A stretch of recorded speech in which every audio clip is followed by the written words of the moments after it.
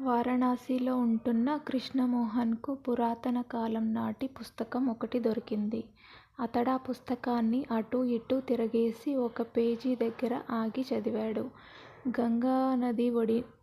గంగానది ఒడ్డున ఓ ప్రాంతంలో మహిమలున్న రాళ్ళు ఉంటాయని, స్పర్శకు వెచ్చగా ఉండే ఆ రాళ్ళతో ఏ వస్తువును తాకినా అది బంగారంగా మారిపోతుందని అక్కడ రాసుంది. వెంటనే పుస్తకంలో రాసున్న ప్రదేశానికి వెళ్ళి రాళ్ళ కోసం వెతకడం ప్రారంభించాడు కృష్ణమోహన్. ఒక్క రాయి దొరికినా తన జీవితం మారిపోతుందనే ఆశ అతడిది.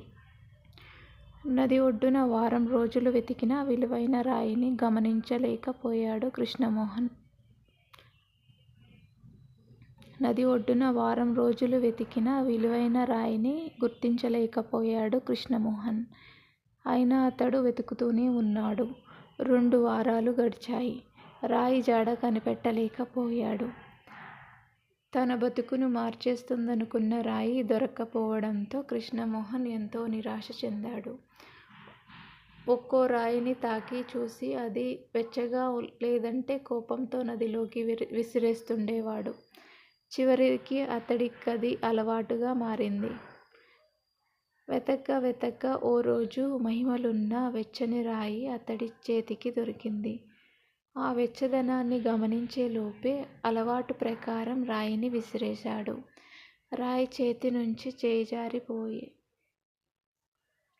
వెతక్క ఓ రోజు మహిమలున్న వెచ్చని రాయి అతడి చేతికి దొరికింది. ఆ వెచ్చదనాన్ని గమనించేలోపే అలవాటు ప్రకారం రాయిని విసిరేశాడు. రాయి చేతి నుంచి జారిపోయే ఆఖరి క్షణంలో గానీ అతడా విషయాన్ని గమనించలేదు.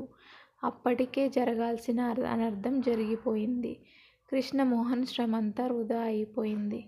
ఈ కథ ద్వారా తెలుసుకునే నీతి ఏమిటంటే, అవకాశాలు అరుదుగా వస్తుంటాయి. వాటిని ఎంతో జాగ్రత్తగా గుర్తించి సద్వినియోగం చేసుకోవాలే తప్ప ఏమాత్రం అలక్ష్యంగా వ్యవహరించినా చేజారిపోతాయి.